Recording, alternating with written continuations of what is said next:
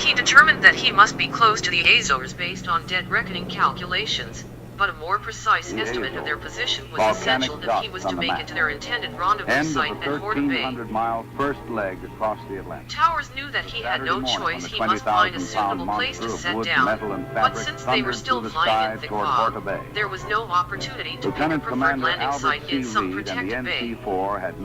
He decided that he must chance a landing in open sea. Towers headed into the prevailing wind and slowed the aircraft as much as he dared and headed down until he made visual contact. By then he realized that the seas were higher than he had estimated them to be. But by this time there was no other option other than setting the NC-3 down as softly as possible. But that was not enough. He miscalculated the flare and struck a huge wave head-on. The impact was so great that it was closely followed by a resounding crash of breaking wood. Glancing around, it was obvious in an instant that the center engine pod was badly out of alignment.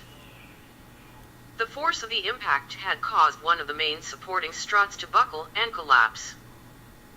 The crew struggled around in their cockpits trying to get a fix on the dim sun to help with their location calculations, but any thought of becoming airborne again was out of the question, regretting having left their transmitter back in Trepassey, because there was no way of communicating with the rest of the team. They could hear the chatter from the picket ships and the base ship at Horta Bay, but there was no way of telling them of their perilous predicament. Towers and his crew now knew that they were on their own, and if they were to survive they would have to nurse NC-3 along as a surface craft rather than the proud flying ship she was. They were able to calculate their present location, which they estimated to be no more than 60 miles from Horta Bay, but in these rough seas with waves running as high as 12 feet it would take all their seamanship skills to coax their crippled craft far enough to make port. There was no thought of heading into the waves, so they decided that their only chance was to run with the seas and head eastward towards Ponta Delgada.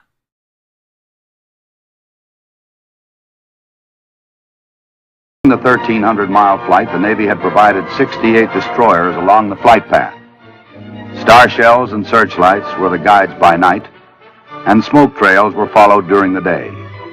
The trip had taken 16 hours and 49 minutes and covered the span between the Old World and the New.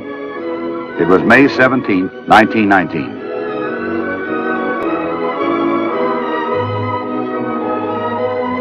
Reed had made it.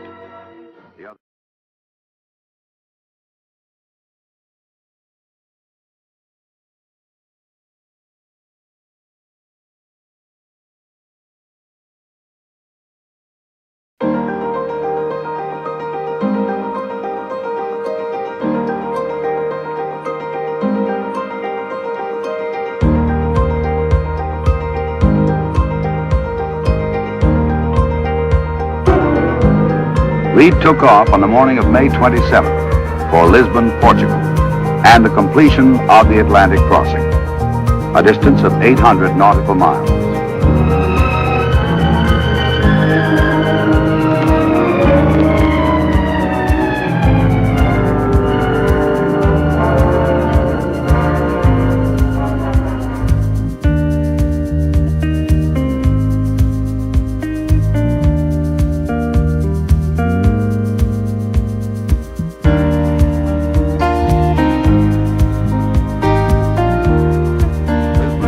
May 27, 1919. For the first time, an aircraft had flown from the American continent to a European shore.